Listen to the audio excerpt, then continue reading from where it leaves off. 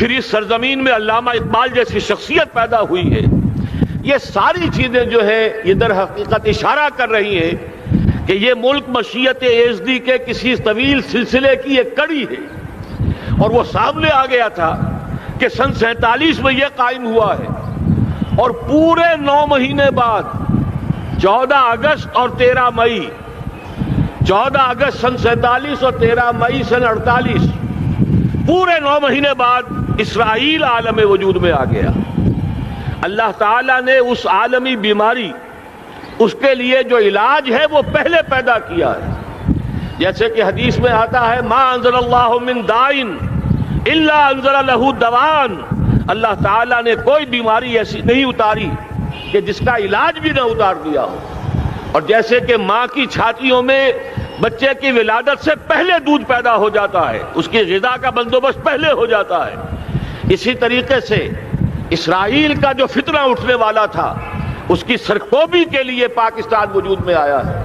اور آج وہ مرحلہ آ گیا ہے تاریخ کا ایک عظیم موڑ. آپ دیکھیں گے کہ بڑی مشابہت پیدا ہو گئی ہے. ایک طرف بظاہر امریکہ کی مرضی کے خلاف اسرائیلی وزیر اعظم نتن یاہو وہ بڑا ایک غرور کا اور بڑے تکبر کا مظاہرہ کر رہا ہے، اور وہ پورا پیس پروسیس جس پر نہ معلوم کتنا وقت صرف ہوا تھا، کتنی محنتیں ہوئی تھیں، کتنے راؤنڈز آف ٹاکس ہوئے تھے، کبھی واشنگٹن میں ہوئے، کبھی اوسلو طرز کا کوئی معاہدہ ہوا ہے، کبھی پھر اور اس کے بعد پیشی ہوئی تھی میڈرڈ کے اندر بھی، لیکن وہ سارا پیس پروسیس جو ہے اس کی دھجیاں کر رہا ہے. وہ وقت بالکل قریب نظر آ رہا ہے کہ یروشلم کے مسئلے پر وہاں بٹھی دہک اٹھے گی. اور احادیث نبویہ میں جو خبریں دی گئی ہیں کتاب الملاحم کی احادیث میں معلوم ہوتا ہے کہ اب اس کا آغاز ہونے والا ہے. نتن یاہو کو امریکہ کے خلاف جانے کا اصل میں حوصلہ کیوں پڑ رہا ہے؟ اس لیے کہ اسے معلوم ہے کہ فرنگ کی رگیں جہاں پنجہ یہود میں ہے، چاہے کلنٹن ہو یا کلنٹن کا باپ ہو، یہودی لابی وہاں کی اتنی مضبوط ہے، کانگریس میں اور سینٹ میں ان کا اتنا اثر ہے کہ کوئی بھی وہاں شخص بڑے سے بڑا طاقتور اور بڑے سے بڑا اختیارات کا حامل اسرائیل کی مرضی کے خلاف نہیں جا سکتا. یہی معاملہ یہاں نظر آ رہا ہے. بظاہر تو ناراضگی کا اظہار ہوا ہے، لیکن یہ بات اب تو کھلتی چلی جا رہی ہے. حقیقت یہ ہے کہ یہود اور ہنود کا بڑا گہرا لنک قائم ہو چکا ہے، اور یہ بھٹیاں اب دونوں طرف دہکیں گی. میں اس سے پہلے بارہا کہہ چکا ہوں، ملت اسلامیہ تقریباً 150 کروڑ افراد پر مشتمل ہے، لیکن اس میں سے تقریباً 20 کروڑ عرب ہیں. ان کو اللہ نے خصوصی فضیلت دی تھی. یہ تھے کہ جن کی زبان میں قرآن نازل ہوا، خود محمد عربی صلی اللہ علیہ وسلم عرب تھے، انہیں جو فضیلت عطا کی تھی. لیکن بدقسمتی سے اس دور میں آ کر بھی انہوں نے آزادی حاصل کرنے کے بعد بھی اپنا قبلہ درست نہیں کیا.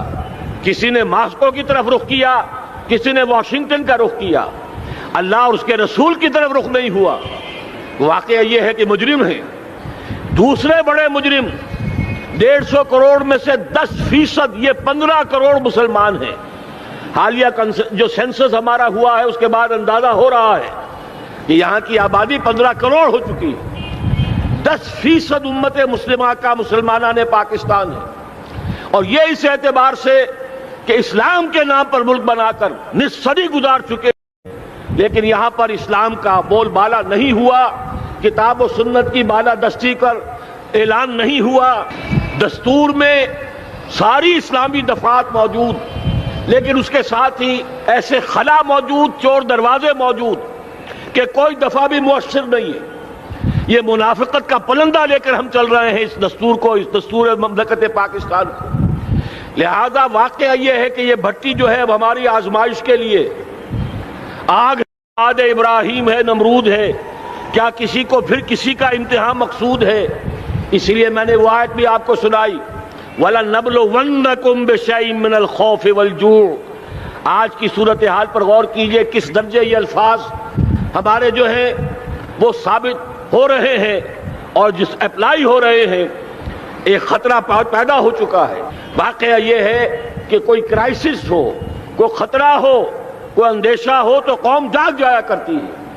اور اس کے بعد حقیقت یہ ہے اگر ہم نے جرأت کر لی، اور مجھے یقین ہے کہ ہو جائے گا، کچھ لیت و لال ہے، کچھ تاخیر ہے، حکومت کے کچھ اعلانات دو طرفہ سے بھی آ جاتے ہیں، لیکن مجھے یقین ہے یہ دھماکہ ہوگا، یہ مشیت اعزدی ہے، یہ شدنی امر ہے، یہ ہوگا۔ اور اس کے بعد یقیناً اس آیت مبارکہ کا دوسرا لفظ ہم پر منطبق ہوگا، وَلَنَبْلُوَنَّكُمْ بِشَيْءٍ مِّنَ الْخَوْفِ وَالْجُوعِ۔ یہاں دوسرا لفظ بھوک کا لفظ ہے، ہم پر سختیاں آئیں گی یقیناً۔ الکفر ملت واحدہ، پوری دنیا امریکہ کی زیر سرپرستی ہمارے خلاف کھڑی ہوگی، ہمارے اوپر پابندیاں لگیں گی، لیکن شاید ہمارے جذبہ ایمانی کو بیدار کرنے کے لیے اللہ تعالیٰ اسی کو ذریعہ بنا دے، اور پھر اس کے ذریعے سے پورے عالم اسلام میں عوامی سطح پر جو ہمدردی پیدا ہوگی پاکستان کے ساتھ، اس کے آثار شروع ہو گئے ہیں۔ کبھی قطر کی طرف سے خبر آ رہی ہے، کبھی الاحرام کا جو ہے وہاں بات سامنے آ رہی ہے۔ معلوم ہو رہا ہے کہ جو بھی پبلک اوپینین ہے پورے عالم اسلام میں، اس کی وجہ کیا ہے؟ میں نے اپنے پچھلے جمعے کے خطاب میں عرض کیا تھا کہ جیسے پاکستان سلطنت خداداد پاکستان ہے، ایسے ہی اس کی ایٹمی صلاحیت یہ بھی خداداد ہے، اللہ نے چھپر پھاڑ کر ہمیں دی ہے۔ ایسا نہیں تھا کہ ہم نے لیبارٹریاں بنائی ہوں، ہمارے سینکڑوں اور ہزاروں سائنسدان ریسرچ میں لگے ہوئے ہوں، نہیں، اچانک اللہ تعالیٰ کی طرف سے ہمیں ایک نعمت غیر مترقبہ عطا ہو گئی ڈاکٹر عبدالقدیر کی شکل میں۔ پھر نہ معلوم کس کس ذریعے سے اس پروگرام کو آگے بڑھانے کے لیے جن پرزوں کی ضرورت تھی، کس کس ذریعے سے وہ پرزے یہاں پہنچے ہیں۔ یہ بھی خالص خداداد صلاحیت ہے، اور اس کو سمجھ لینا چاہیے کہ یہ ہمارے لیے ایک فرض کفایہ کے درجے میں ہے پوری امت مسلمہ کی طرف سے۔ اس کی وجہ کیا ہے؟ پورے عالم اسلام میں کہیں اور یہ صلاحیت موجود نہیں۔ کچھ ایٹمی دانت نکلنے کا امکان پیدا ہوا تھا عراق میں، آپ کو معلوم ہے کئی سال پہلے اسرائیل کے جیٹس آئے اور اس کی ایٹمی تنصیبات کو تہس نہس کر کے چلے گئے۔ اس کے بعد جو کچھ ہوا ہے خلیج کی جنگ میں، اس کا اگلا پچھلا کھایا پیا سارا اگلوا دیا، اور اس کے لیے جو پابندیاں ہیں شدید سے شدید تر ابھی تک چلی آ رہی ہیں۔ تو اچھی طرح سمجھ لیجئے کہ پورے عالم اسلام میں صرف ایک پاکستان ہے، پوری دنیا میں صرف ایک ملک ہے جو اسلام کے نام پر بنا، پورے عالم اسلام میں صرف ایک ملک ہے جس کے پاس ایٹمی استعداد ہے۔ ان دونوں چیزوں کو سامنے رکھیے تو پھر مشیت اعزدی میں مختلف چیزیں جو اللہ تعالیٰ کی اس تدبیر کے اندر موجود ہیں، اس کی کچھ نہ کچھ کڑیاں جو ہیں ملتی نظر آتی ہیں۔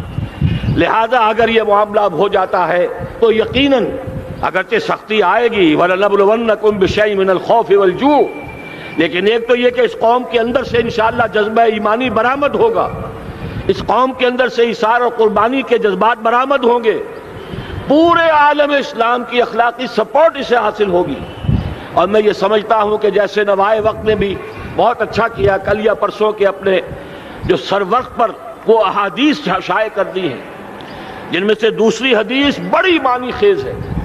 حضور نے فرمایا اصابتان احرزہم اللہ من النار، دو لشکر ایسے ہیں کہ جن کو اللہ تعالیٰ نے جہنم کی آگ سے چھٹکارے کا پروانہ دے دیا، وہ لشکر جو ہیں وہ جہنم کی آگ سے چھٹکارا پا گئے، احرزہم اللہ من النار۔ وہ دونوں لشکر کون سے ہوں گے؟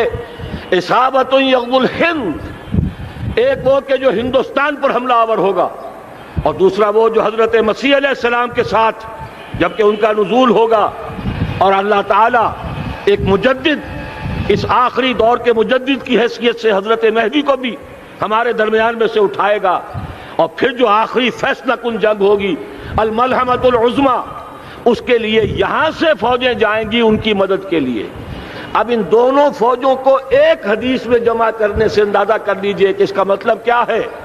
یہ علاقہ پاکستان اور اس سے ملحق افغانستان، یہ علاقہ ہے کہ جو اسلام کا گہوارہ پہلے بنے گا، یہاں سے فوجیں جائیں گی، اور دائیں بھی اور بائیں بھی، مشرق میں بھی اور مغرب میں بھی، اور یہیں سے انشاءاللہ تعالی اسلام کا جو عالمی غلبے کا جو وعدہ ہے اللہ کا، کی خبر دی ہے محمد الرسول اللہ صلی اللہ علیہ وسلم نے، کہ لا یبقى علی الارض بیت وبر ولا مدر الا ادخلہ اللہ کلمۃ الاسلام، اس روئے ارضی پر کوئی گھر بچے گا نہ خیمہ بچے گا جس میں اللہ تعالیٰ کلمہ اسلام کو داخل نہ کر دے۔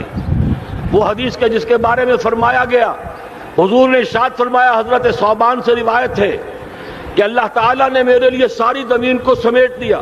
ان اللہ زوالی الارض فرأیت مشارقها و مغاربها، میں نے اس زمین کے سارے مشرق دیکھ لیے، سارے مغرب دیکھ لیے، لیکن یہ جان لو ان امتی سیبلغ ملکها ما ذوی لی منها، میری امت کی حکومت ان تمام علاقوں پر قائم ہو کر رہے گی جو پوری زمین کو لپیٹ کر مجھے دکھا دیے گئے۔ یہ وعدہ پورا ہونا ہے، اور اس وعدے کا نقطہ آغاز یہی سرزمین، اور جیسا کہ ہمیں افغانستان میں آثار نظر آ رہے ہیں، ایک خالص دینی مذہبی حکومت قائم ہو چکی ہے۔ افغانستان کا 80% علاقہ امن کا گہوارہ بن چکا ہے، علماء کی وہاں قیادت ہے اور حکومت ہے۔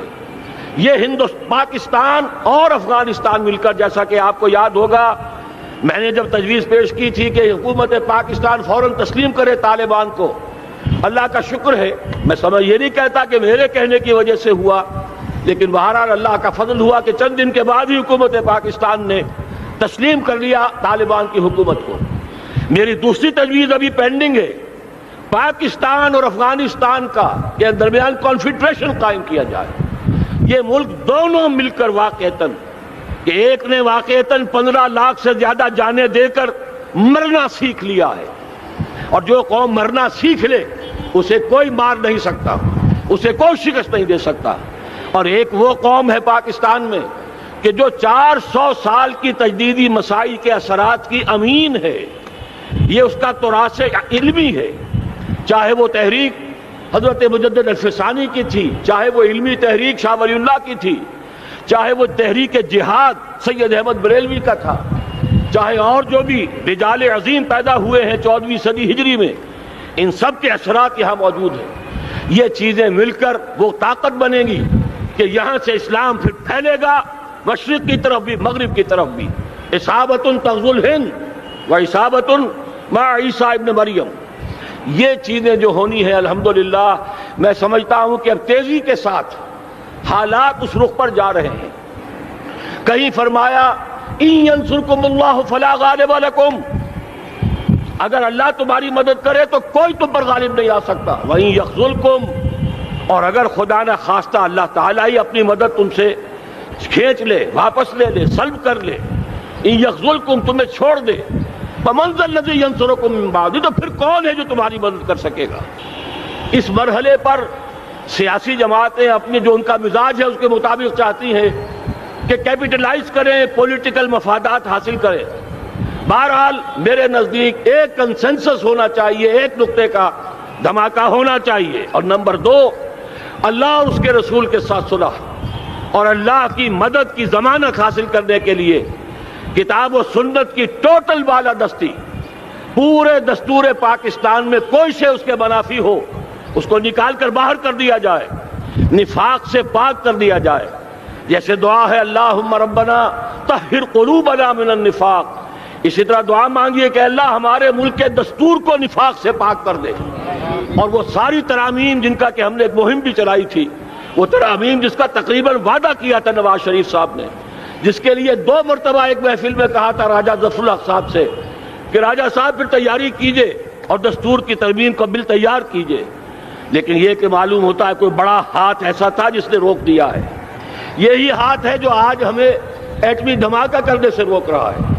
ہمیں چاہیے کہ یہ دونوں دھماکے بیک وقت کریں، اور ان دونوں دھماکوں کے بعد پھر چاہے دنیا کی کوئی طاقت ہماری دشمن بن جائے، ہمارے لیے اللہ تعالیٰ کی مدد و نصرت ہوگی۔